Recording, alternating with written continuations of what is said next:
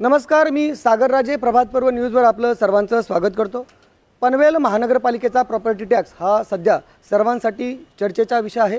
त्याविरोधात सामाजिक कार्यकर्ते असतील, नगरसेवक असतील, राजकीय पदाधिकारी असतील यांनी सातत्याने विरोध केलेला आहे. त्या बाबतीत आंदोलनं झालेलं आहेत. परंतु आता मात्र ही लढाई न्यायालयात जाऊन पोहोचणार आहे. कारण खारघर हाऊसिंग फेडरेशनच्या वतीने माननीय उच्च न्यायालयात पनवेल महानगरपालिकेच्या प्रॉपर्टी टॅक्स विरोधात याचिका दाखल करण्याचा निर्णय खारघर हाऊसिंग फेडरेशनने घेतलेला आहे. तर इथे सर्व पदाधिकारी आणि त्यांचे सभासद जमलेले आहेत. नक्की कशा रीतीने ही याचिका दाखल करणार, त्याच्या मागे कोणत्या भावना आहेत, कोणते मुद्दे आहेत, हे सगळे आपल्याला जाणून घ्यायचे. तर सुरुवातीला मी त्यांचे पदाधिकारी आहेत त्यांच्याकडे जाईल. सुरुवातीला सेक्रेटरी आहेत खारघर फेडरेशनचे, त्यांना विचारेल की नक्की काय. आपलं नाव सांगा अगोदर मला. नमस्कार, मी कमांडर कलावत. मी खारघर हाऊसिंग फेडरेशनचा जनरल सेक्रेटरी आहे. ओके. हिंदी, मराठी? मी हिंदी, मराठी आणि इंग्लिश विचारू तुम्हाला सांगा. कुठल्या पण भाषेत विचार. ओके.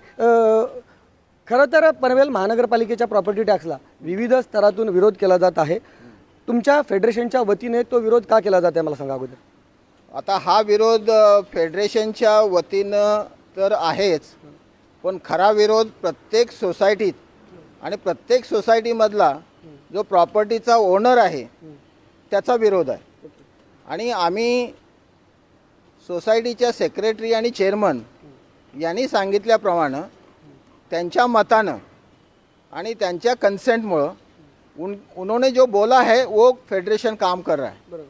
तो उसमें क्या बात है कि जब हमने 4 जूम मीटिंग लिया और ऑलमोस्ट 1-1.5 महीने से हम कंटिन्यूसली बहुत सारे सेक्रेटरी चेयरमैन को हमारे ऑफिस में मिल रहे हैं.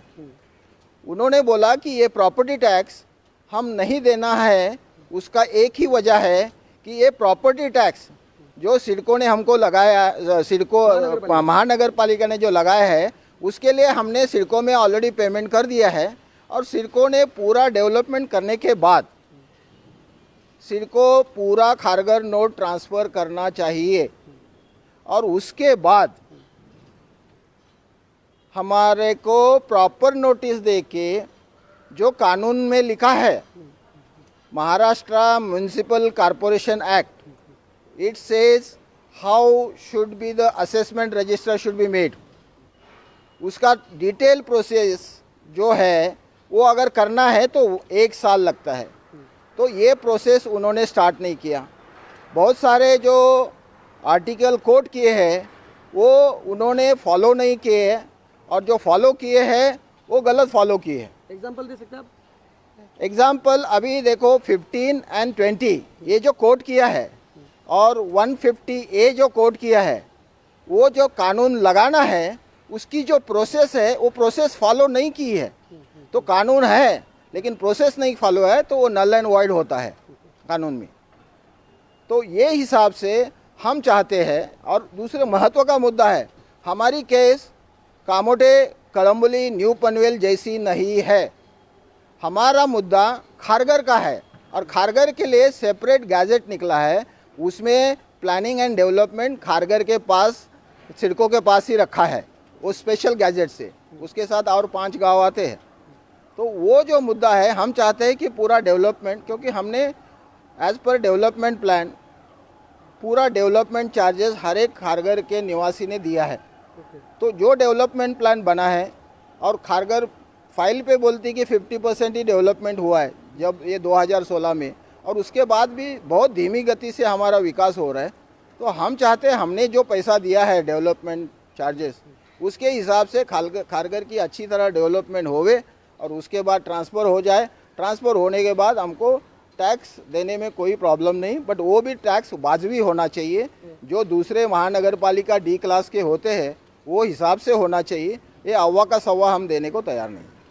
खारघर का डेवलपमेंट हुआ नहीं, आप ये बोल रहे. महानगर पालिका को जब ये हैंडओवर किया तब से महानगर पालिका जो काम कर रही है वो क्या कर रही है, आप सेटिस्फाई उससे? बिल्कुल सेटिस्फाई नहीं है, क्योंकि मुझे लिखित में बोला है, मेरे पास RTI का रिप्लाई भी है. खारघर नगर पर ये महानगर पालिका ने खुद बोला है कि बहुत सारे सर्विसेज अभी तक सिडको ने हैंडओवर ही नहीं किए. सिर्फ गार्बेज जो 1 साल पहले उन्होंने हैंडओवर किया, और वो मालूम है किस लिए किया है। आप बोला नाम बोलिए आपका नाम नाव सांगा तुमचं मराठी हिंदी मराठी आणि हिंदी सुद्धा. ओके ओके जी कम्फर्टेबल असेल ती बोला हां, प्राचार्य B.A. पाटील ओके या हाऊसिंग फेडरेशनचा व्हाईस प्रेसिडेंट. ओके गेली 12 वर्षे या प्रॉपर्टी टॅक्ससाठी आम्ही फाईट करतोय. आमचं अजूनही म्हणणं हेच आहे की खारघरचा पूर्ण विकास झालेला नसताना ही महानगरपालिका केवळ 2 यामधले एक गार्बेज आणि हेल्थ एवढे 2च मुद्दे तुम्ही घेतले आणि आम्हाला सगळ्या याचे महानगरपालिकेचे सर्व टॅक्सेस का लागू करताय त्याला आमचा विरोध आहे. टॅक्सेस जर तुम्ही घेताय तर ते मग कुठल्या आधारावरती आमची ड वर्ग नगरपालिका महानगरपालिका जर असेल तर मग हे आमची कंपॅरिझन नवी मुंबई महानगरपालिकेशी किंवा इतर मोठ्या नगरपालिकांशी का करताय.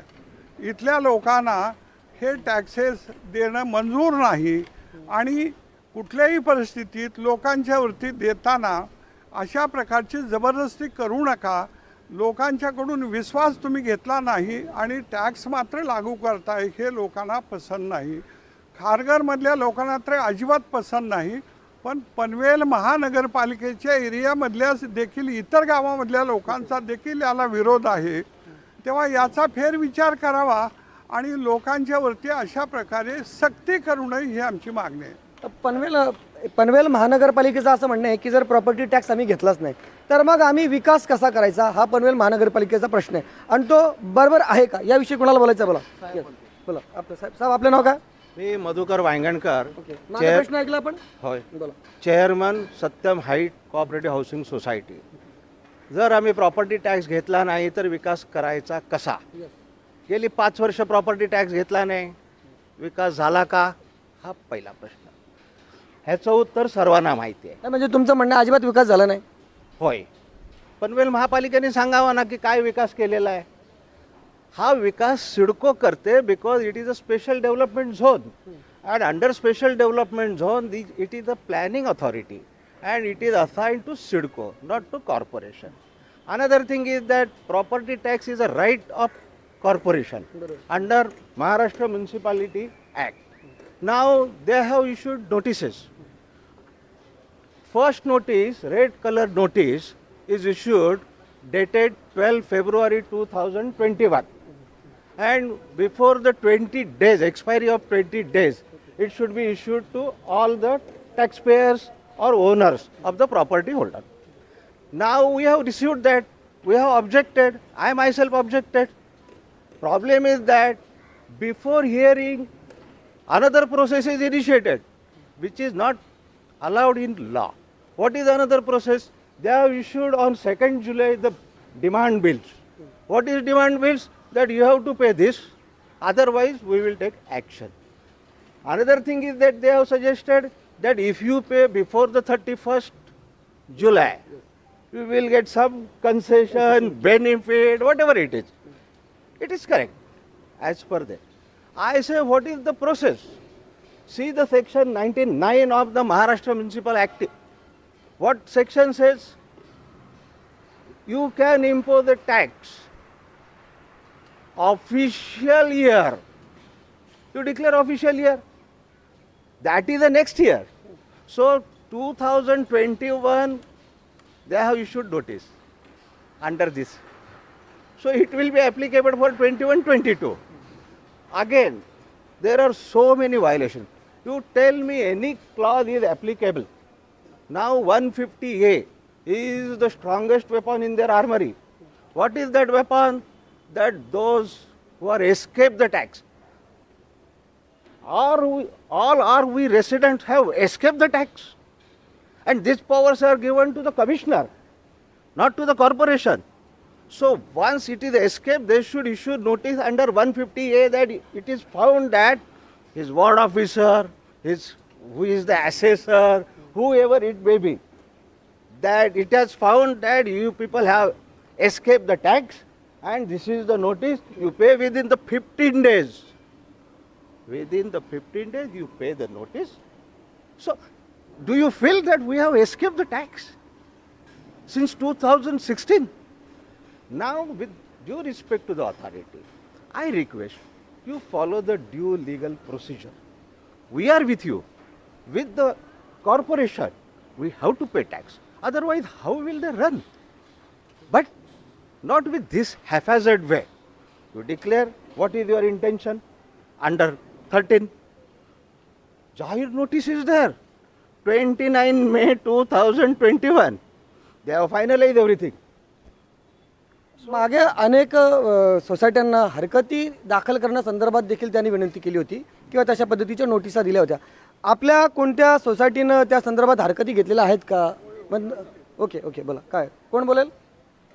हा महत्त्वाचा मुद्दा आहे. बोला. काय माहिती आहे का, हे जे हरकती मागवल्या, हां. पण हरकती मागवल्यानंतर त्या हरकतीवर सुनावणी घेऊन, माझं परत ऐका, बोला.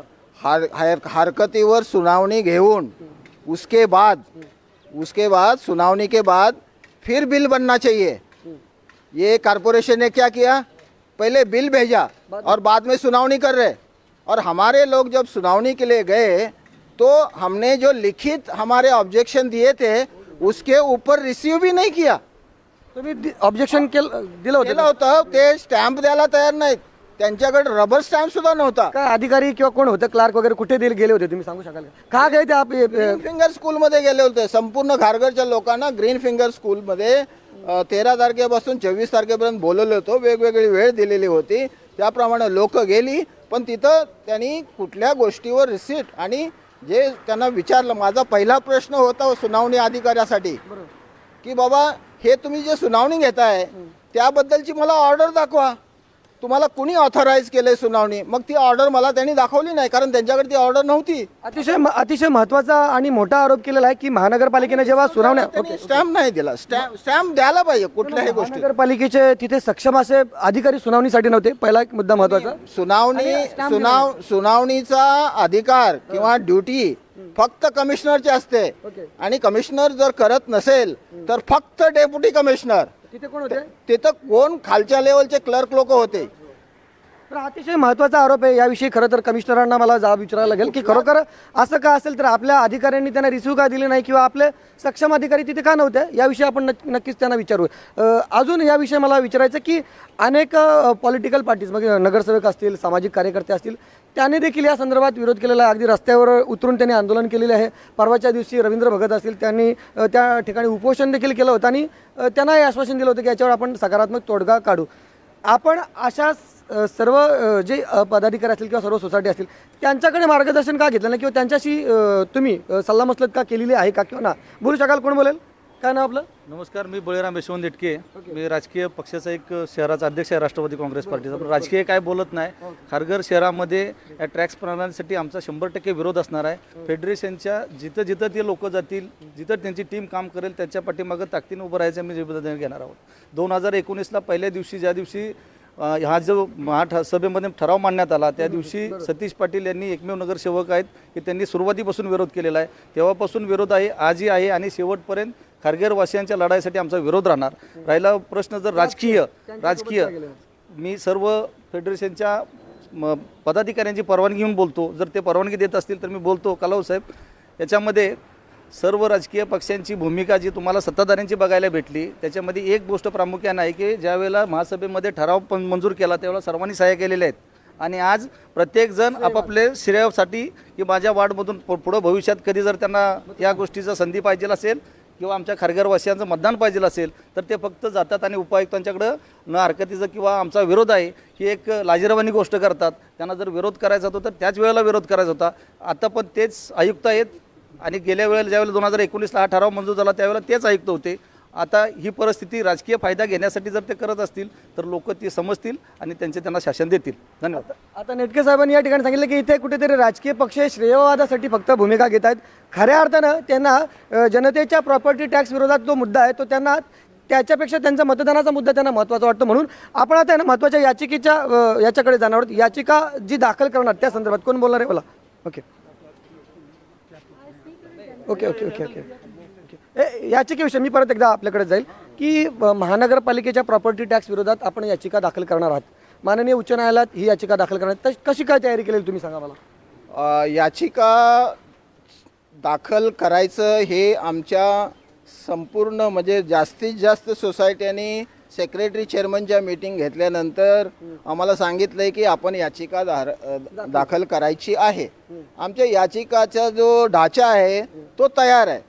अभी उसमें प्रॉब्लम टेक्निकल ऐसा आ रहा है कि हम अभी इमीडिएटली कोर्ट में जाएंगे तो कोर्ट के न्यायाधीश बोलेंगे आपने पूरा जो डिपार्टमेंट से आना चाहिए, डिपार्टमेंट ना बोलना चाहिए, उसके बाद हमारे पास आओ, नहीं तो हमारा जो रिट पिटिशन है सिर्फ जाएगा और वापस आएगा. तो हम 100% प्रिपरेशन करके जाने वाले हैं, पक्का प्रिपरेशन करके जाएंगे और जीतेंगे, क्योंकि हमको मालूम है कि हमारे पॉइंट बहुत स्ट्रांग है. और ये पनवेल महानगर पालिका ने बहुत सारे मिस्टेक्स किए हैं और ये 2016 से जो मांगा है वो बहुत बहुत गलत है.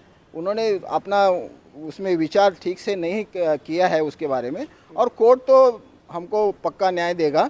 लेकिन हम चाहते हैं एक बार मंत्रालय से बड़े मंत्री साहब, मतलब ये डिपार्टमेंट के, यूडी डिपार्टमेंट के एकनाथ शिंदे साहब हमको सुनावनी दे. उनका जो भी कहना है वो हाँ बोले या ना बोले वो उनके ऊपर है. लेकिन हमारे जो आमदार थे जब ये इलेक्शन हुआ था तब बोले थे 5 साल आपको बिल्कुल टैक्स नहीं दें. वो मैं याद दिलाना चाहता हूँ. आपके सामने साहब आप एविडेंस है उसके बारे में कुछ आपने लिखित वगैरह जाहिरनामा वगैरह उनका कि 5 साल जाहिरनामा में लिखा है ना. ओके. जाहिरनामा का कॉपी आपको दे सकते हैं हम. उसमें क्या लिखा था उन्होंने? 5 साल पहले टैक्स नहीं. और दूसरा एक महत्व का मुद्दा है, एक आप महानगर पालिका का जो कानून का एक्ट है उसमें जब आजू बाजू के गांव मेन महानगर पालिका में ज्वाइन होते हैं तो उसका टैक्स लगने का एक तरीका होता है. उनको नोटिस दिया जाता है, फिर मेंटली उनको तैयार किया जाता है, आपका डेवलपमेंट होगा, आप ज्वाइन हो जाओ, फिर ज्वाइन होते हैं. हमको तो ज़बरदस्ती डाला है, ठीक है, हो गया. लेकिन वो जो कानून में है क्या है कि जो महानगर पालिका में गांव ज्वाइन होता है वो गांव का ग्राम पंचायत का टैक्स उससे सिर्फ 15 या 20% टैक्स ज़्यादा होना चाहिए. इधर 10 टाइम्स टैक्स हुआ है साहब. 10 टाइम्स तो हम नहीं दे सकते. महानगर पालिका का कहना है कि जो कुछ जैसे कि उल्लासनगर है, कल्याण डोंबिवली है, उनके कंपैरिजन में हमारा टैक्स कम है. आपको बिल देता हूँ दोनों, 2 BHK का उल्लासनगर का बिल और 2 BHK का खारगर का बिल बहुत फर्क है. उल्लासनगर और पनवेल का कंपैरिजन करना कितना अच्छा बराबर है आपके हिसाब से? हम चाहते कंपेयर करो ही मत. हमारा डेवलपमेंट ही नहीं हुआ है. पूरा डेवलपमेंट करेगा उसके बाद ही. खारघर वासी आहे ना, अतिशय सुशिक्षित वर्ग म्हणून हा ओळखला जातो. देने को तैयार है, लेकिन हम चाहते डेवलपमेंट अच्छा होना चाहिए. खारघर वासियांच्या बाबतीत जर म्हणायचं आहे, अतिशय सुनियोजित असं हे शहर आहे आणि इथे वास्तव्यात असणारे सर्व लोक आहेत हे अतिशय सुशिक्षित वर्ग म्हणून त्यांच्याकडे पाहिला जातो. त्याच्यामुळं अभ्यासांती त्यांनी हा निर्णय घेतलेला हे कोणी सहज सांगू शकेल. आपलं नाव काय? बोला. मैं एडवोकेट खंडेकर. ओके, बोला बोला. ये रिट पिटिशन फाइल करने के बारे में जो पूरा तैयारी किया है, जैसा कलावत साहब ने बोला वो कर रहा है. लेकिन उसमें रिट पिटिशन फाइल करने से पहले एक प्रोसेस होता है. गवर्नमेंट एजेंसी को अंडर सेक्शन 80 CPC के अंदर एक नोटिस देना पड़ता है.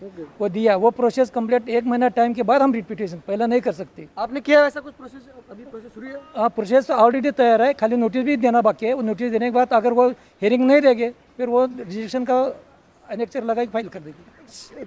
कितना टाइम लग सकता है सब कुछ प्रोसेस को आपके हिसाब से? कम से 2 महीना लगेगा. ओके. लेकिन फाइनल है अभी ये कोर्ट में तो जाना ही जाना है. यस यस, जाना है.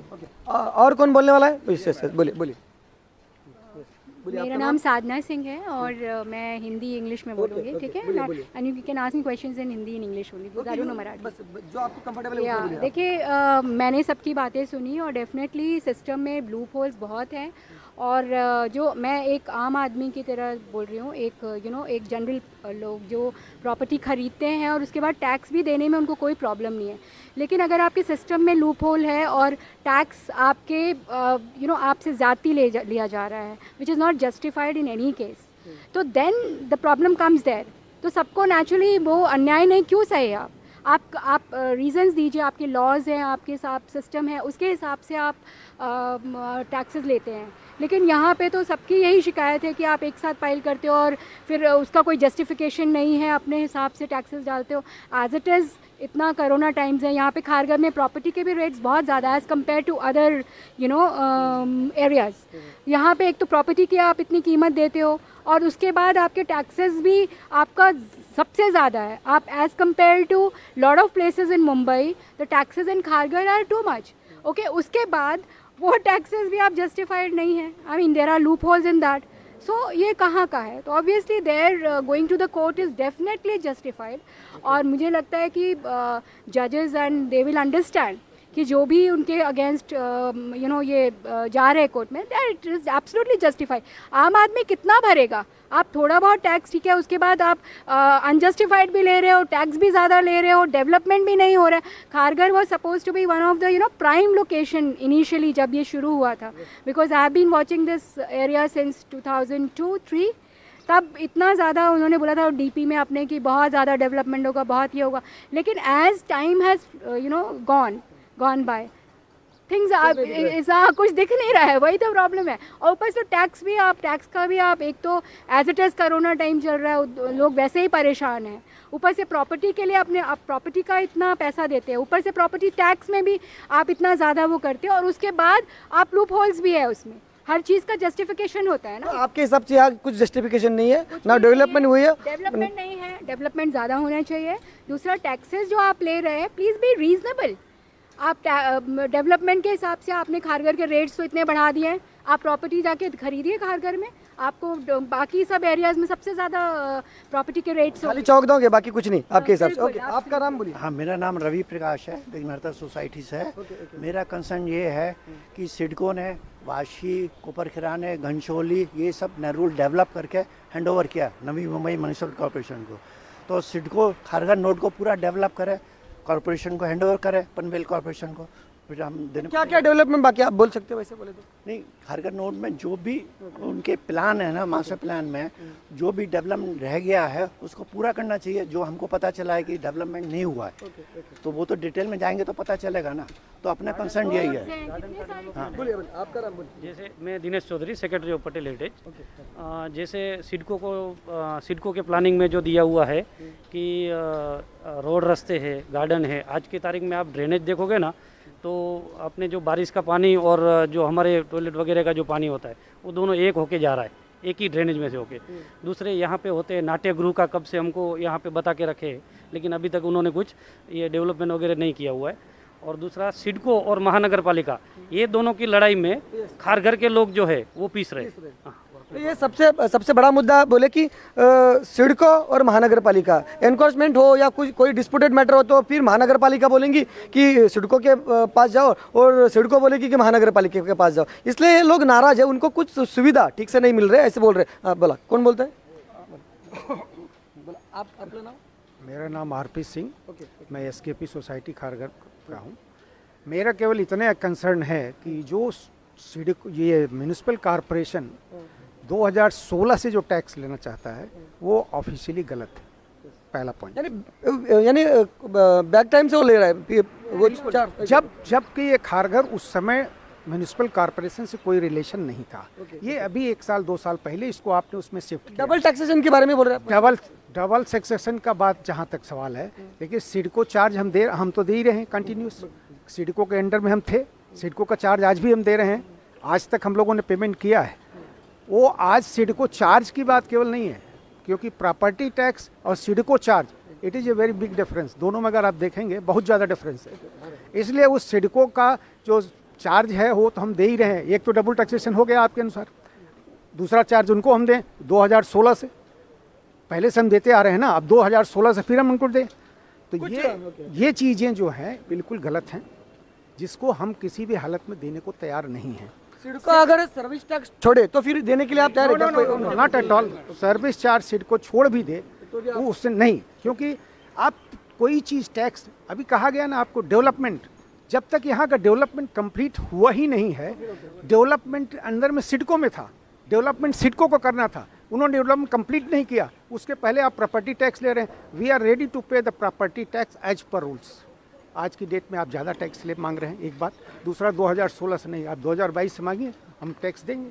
It is not a problem. कोई बोल सकता है मेरे को कि आपके फ्लैट का क्या टैक्स पड़ रहा है आपको, जब पिछले टाइम में कितना भरे थे, ऐसा कोई बता सकता है मेरे को? नहीं, सुनिए, मैं आपको सिंपल एनालॉजी दे रहा हूँ, बाकी तो आपने सारे पॉइंट देख लिए।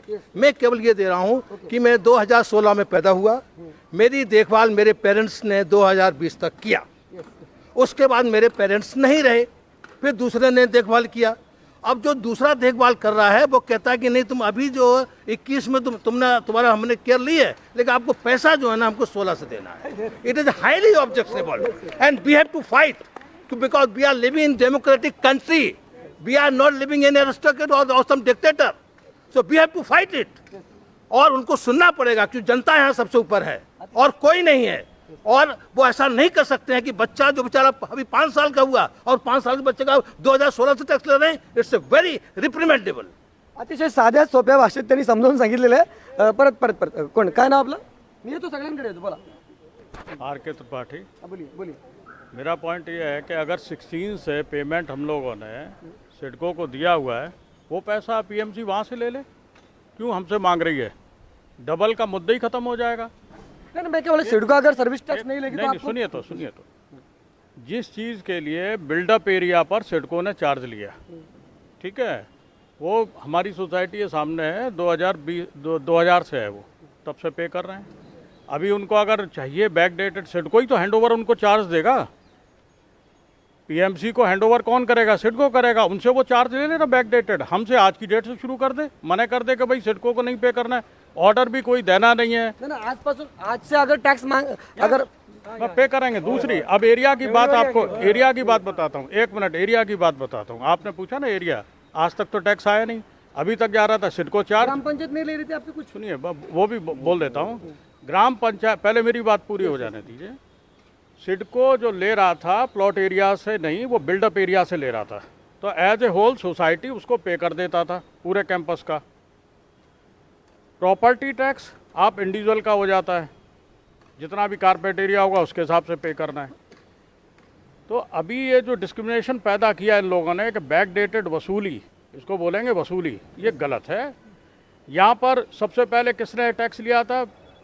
ये जो खेड़ूत होते हैं ना, एग्रीकल्चर लैंड भी पे किया हमने 2000 में।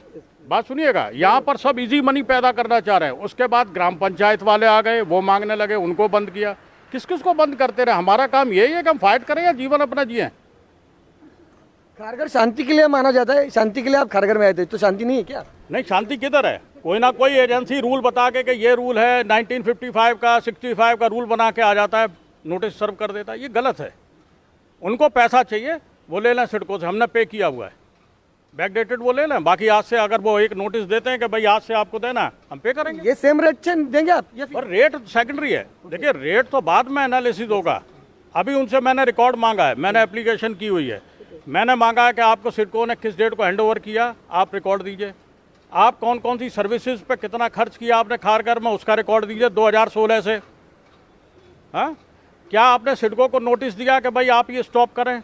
ये भी एक क्वेश्चन रेज किया है आपने आरटीआई में। यस। इन्फॉर्मेशन मांगी। नंबर दूसरा, ये भी एक पॉइंट रेज किया कि क्या आपने ओनर्स को इससे पहले कभी इन्फॉर्म किया? वो सारी कॉपी मांगी हैं। आपको मिले कुछ? नहीं, 1 वीक हुआ है, 15-20 दिन का टाइम होता है। नहीं जवाब देंगे तो अपील में जाएंगे, और उसके बाद उस ऑफिसर को पनिशमेंट होगा। ना डॉक्टर अविनाश वाळिंजकर. याच्यामध्ये तुम्ही जे म्हणतात की ते सिडकोनी किती देतात आणि ह्यांनी कसा चार्ज केलेला आहे, त्याच्यापेक्षा डिफरन्स आहे की नाही आहे उल्हासनगर वगैरे याच्या दृष्टीने बघायला. आता आम्ही सिडकोला माझ्या याच्याप्रमाणे प्रत्येकी एक 200 रुपये 250 रुपये आम्ही देत होतो. म्हणजे वर्षाचे आमचे 2400-2500 रुपये सिडकोला आम्ही पर हे म्हणजे 2 BHK रूम असेल त्याच्याप्रमाणे देत होतो. त्याच्याप्रमाणे आता जो टॅक्स आलेला आहे तो यांनी कॅल्क्युलेशन केलेला 5727 आहे. आणि त्याच्यामध्ये आणखीन ते सोसायट्यांना सुद्धा वेगवेगळ्या जागेसाठी म्हणजे जिथे पार्किंग एरिया आहे किंवा आहे तो येणारच. अर्थात सोसायटी भरणार म्हणजे काही शेवटी आम्हीच भरणार आहोत. तेव्हा एकंदरीत बघायला गेला तर तो 8 ते 9,000 रुपये टॅक्स होऊन जाईल.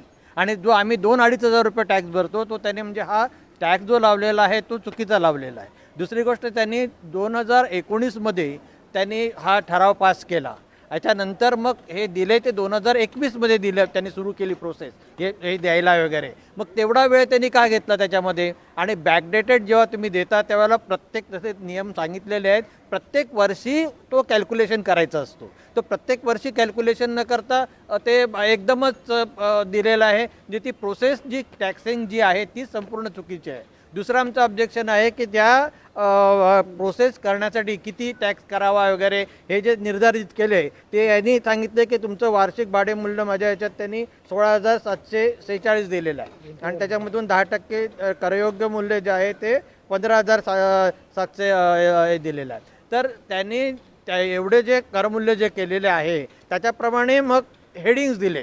आता त्यांनी जर वेगळे हेडिंग दिले, त्याच्यामध्ये पाण्यासाठीचं पण दिलेलं आहे, लाभ कर आहे, पाण्याचा लाभ कर आहे किंवा त्यांनी इतर वृक्ष कर आहे, पथकर आहे, या गोष्टीसाठी त्यांनी 2016 पासून त्यांनी काहीच केलं नाही आमच्यासाठी. मग तो बॅकडेटेड कर आम्ही कशाला तो भरायचा?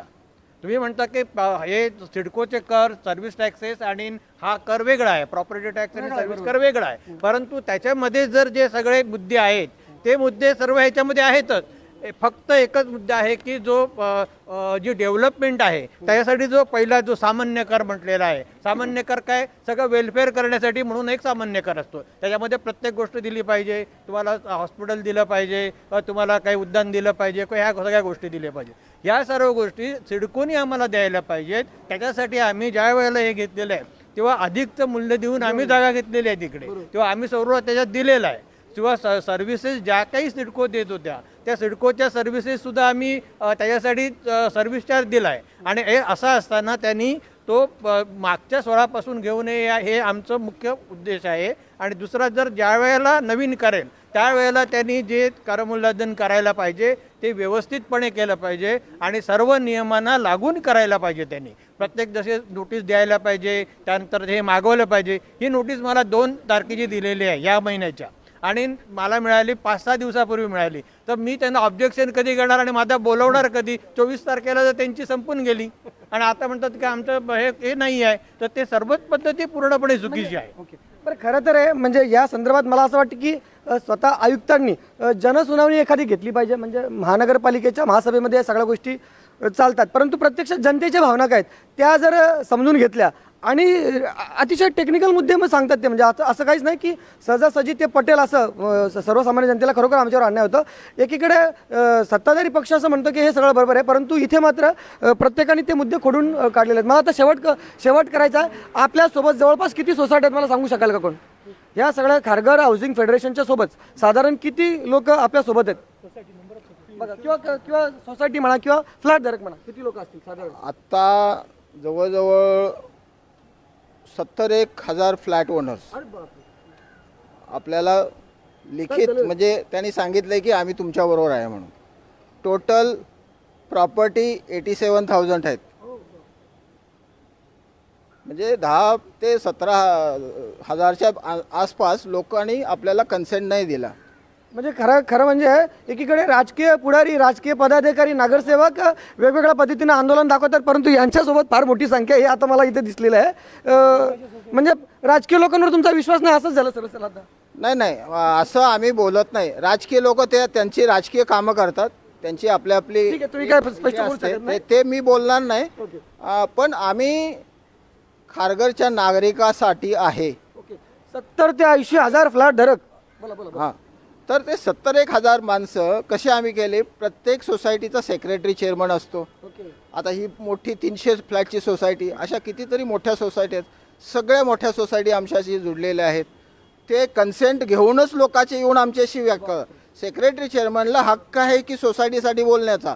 मग एवढे सोसायटीचे सेक्रेटरी चेअरमन येऊन माझ्याशी बोललेले आहेत म्हणजे त्या सोसायटीचा सगळ्या आणि त्या फ्लॅट ओनरचा कन्सेंट आहे आणि ते रायटिंग द्यायला पण तयार आहेत.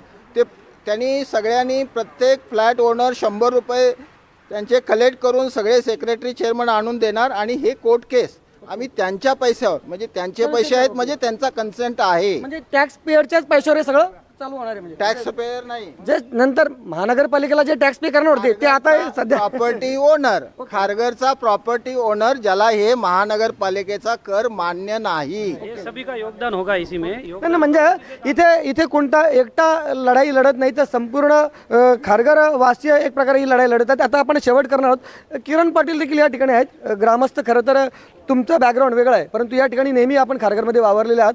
हे सगळी प्रक्रिया पाहिल्यानंतर तुम्हाला काय वाटतं? First of all, I would like to congratulate the Kharghar Housing Federation for creating such kind of a platform where all the building societies could unite under one platform and raise their concerns to the association, to the authorities also. तर त्याच्यामध्ये असं मला बोलायचं होतं का अशा प्लॅटफॉर्मचा फायदा घेऊन सगळ्या बिल्डिंग सोसायटी एकत्र यायला पाहिजे. आणि कर जर नसेल तर कुठलीच ऑथॉरिटी चालू शकायचं. आता ही बिल्डिंग आहे, या बिल्डिंगला पण जर बिल्डरने तर बनवून दिलेली आहे, मेंटेनन्स आपण घेतो कशासाठी? बिल्डिंग व्यवस्थित रन झाली पाहिजे, तिला मेंटेन करायची. प्रत्येकजण आपला आपला कर देतो, मेंटेनन्स चार्ज देतो, ती बिल्डिंग चालते. तसंच महानगरपालिका जर आपल्याला चालवायची असेल तर कर हा द्यावाच लागतो. त्याबद्दल आता इथे कोणाचंच दुमत नाही आहे, पण ते कर लावायची काही प्रोसेस असेल ती प्रॉपरली फॉलो झाली असं आम्हाला वाटत नाही. कारण सगळं काही सिडकोने डेव्हलप केलेलं होतं. महानगरपालिका हा रेडी केक भेटला, त्याला फक्त त्यांना मेंटेनच करायचं आहे. त्यांना डेव्हलपमेंट काही करायचीच नाही आहे, फक्त जे करून ठेवलं त्यालाच मेंटेन करायचं आहे. मग त्याची जी टॅक्स प्रणाली आहे ती वाजवी असली पाहिजे, जिजिया असली पाहिजे नाही पाहिजे. त्याच्यासाठी ही लोक आज एकत्र आलेले. त्यांचा एक सनदी मार्ग या आंदोलन करणं, प्रोटेस्ट करणं, रास्ता रोको करणं हे पॉलिटिशियन लोकांचं काम असेल. ही सगळी एज्युकेटेड मंडळी आहे, कायदेशीर लढाईसाठी जाते सध्या, आणि त्यांचा मार्ग एकदम व्यवस्थित येतो. मला काय असं वाटतंय का जे काय पॉलिटिकल्स ह्या लोकांनी जे निवडून दिलेले आहेत ते कशासाठी? यांचा आवाज त्या सदनामध्ये पोहोचवण्यासाठी दिलेले आहे. तर त्या लोकांनी आता लिगल बॅकग्राऊंड आणि जे काही जो भुर्दंड पडला आहे महापालिकेवर त्याचं न बघता एक नैतिकतेवर यायला पाहिजे का बाबा. अति नैतिकता पण काहीतरी एक विषय असतो की आपण ज्यासाठी लोकांचं रिप्रेझेंटेशन करतोय तर त्यासाठी आता त्या लोकांनी पण स्वतः एक स्टँड घ्यायला पाहिजे. आणि या सर्व लोकांच्या खांद्याला खांदा, ते पण आमच्यातलेच आहेत, आम्हीच त्यांना निवडून तिथे पाठवलेले, त्यांनी पण आमच्या खांद्याला खांदा हात मिळवून आज आमची बाजू तिथे व्यवस्थित मांडायला पाहिजे. आणि साधारणतः असं वाटतंय का जर आज 70,000 लोक एक येऊ शकतात तर हे खारघर विभागाचं झालं. उद्या कामोट्यातले येतील, परवा तळोजाचे येतील. मी सुद्धा तळोजामधल्या एका सोसायटीचा एक कमिटी मेंबर आहे. आमच्यासाठी असा प्लॅटफॉर्मच नाही आहे का आम्ही सगळे एकत्र येऊन भांडू शकू. यांनी एक चांगला प्लॅटफॉर्म बनवला आहे. तर बाकी सोसायटीजनी आणि प्रतिनिधी पण यांच्याबरोबर आता यायला पाहिजे, जेणेकरून यांचं उग्र स्वरूपाचं जे कायदेशीर आंदोलन आहे त्याला लवकरात लवकर यश मिळेल. धन्यवाद.